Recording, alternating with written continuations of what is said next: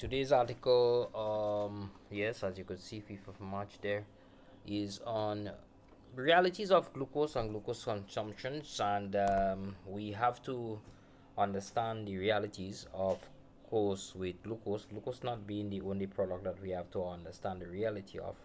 I would say the day and night focused on the protocol of the trio protocol focuses on the day and night. What we are doing in the day is activity. What does activity need? Well, it needs a fast turnover of glucose into magnesium ATP that is done by the mitochondria. So having what is called plants in the day would lead not only to good substances like glucose, but good substances like your electrolytes. That is, if you get fruits, you get some electrolytes from fruits. Or of course, if you don't get those things, you have to do what is considered to be the supplementation. Now, the reality of glucose is today's focus. If we understand that glucose is really targeting the muscles, our muscles are already utilizing glucose without this whole insulin intake, or without this insulin creation. Insulin being a protein that has to be, well, a protein that will rob you from amino acids if it continues to just be created and created and created, which is an issue that we have to get straight, that we are utilizing a whole set of amino acids over and over and over to make this thing called insulin. So when we look into the whole matter of insulin, we then realize if it is not, it is created when the muscles are not active. And so bringing your muscles into activity is the law of life for glucose. So that's the law of glucose, the law of life.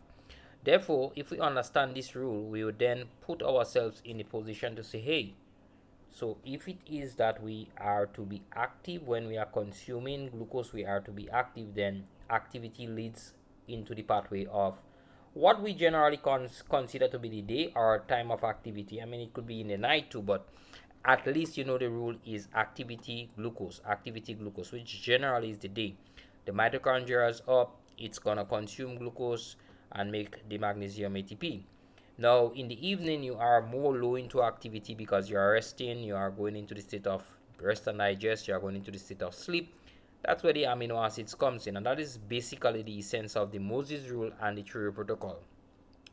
Now, we have to always ask ourselves when we are told, hey, you should try to eat a whole glucose source, or because they take carb, which is a whole nice fiber glucose source, it's really glucose. The timing is important because you have to ask yourself, is it that I should consume this glucose? For example, a very good vegetable that might have a low amount of glucose, and you consume it with some rice and you do all these things. At the end of the day, you are putting in glucose molecules. It might take an hour to slowly digest, but you are putting in glucose molecules.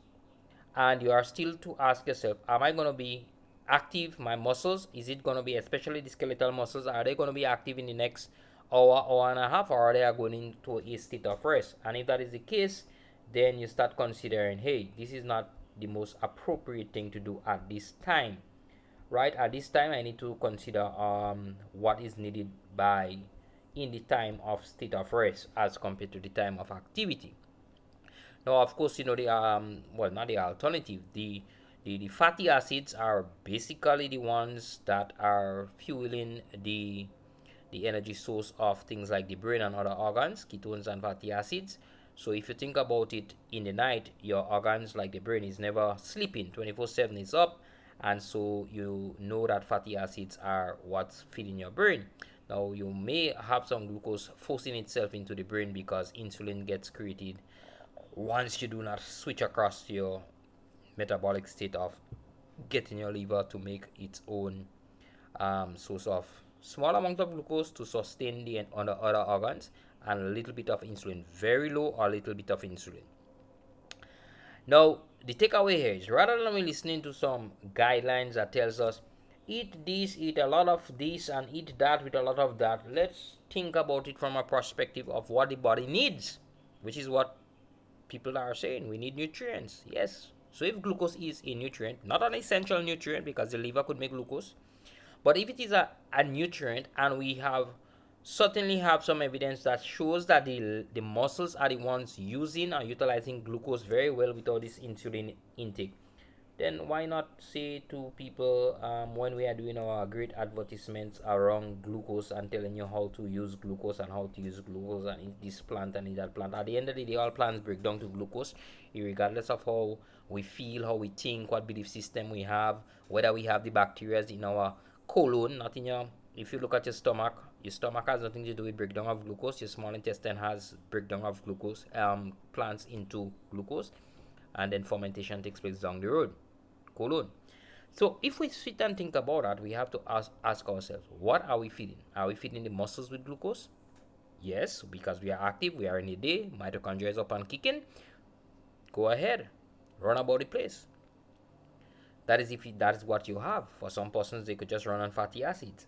Now, in the night, which is where I think most of the challenges in metabolic issues are coming in for us, evening to the night, we are going to load ourselves with a whole set of glucose and glucose in the refined products. Loading up ourselves with these products and saying that is great because it's a nice plant-based diet or it's a nice. Come on, folks. Let's get back to reality. If we are feeding our organs in the night, they do not need so much of glucose. Therefore, we are looking at getting our sources of amino acids, fatty acids, the vitamin E, D, and K coming from the animal sources in the evening. So your eggs, your nutrient dense food in the evening, which is what the true protocol is admonishing us to consider.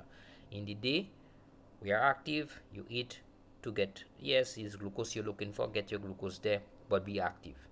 Even when you are sitting and thinking, I am not active, then go for your eggs, meat, and animal products because you are sitting in an office and your liver would sustain you with fatty acids in a very slow and proper manner for organs and no muscles because you're sitting. But the time you are moving into activity, yes, you would say, well, my muscles could handle this glucose because I have muscles. And if you don't have muscle, what would you do? Not an issue. So when we get sick and we lie in a bed and we are fed with all this beautiful lentil soup and bean soup and this soup and you are told you'll get better, explain to me which rule you are following, which belief system you are following. Explain that to me. Because at that point in time, your muscles are generally at rest. And what we see happening to that person? The person who's in a bed, especially when you get senior, you notice you put a senior person, they might have a broken bone or something already. They are in a bed, they cannot walk, they cannot get up. What happens to them? They lose everything except what we call the fat, and it becomes something. We use the word flabby, sagging fat. Simply because the body is calling for what? Amino acids and fatty acids, and it cannot get it from the beautiful smoothies and the beautiful oats and the beautiful whatever else you have, your lentil soup and this soup and that soup, because it does not have the amino acids and fatty acids. It is just coming in with more and more glucose, and the little amino acids they are coming in with is being used to make insulin just to go and manage the same high dose of glucose you are getting. Thank you very much for viewing today's video. If this one would have called to you in a specific way and you want to reach out, the link is in the bio.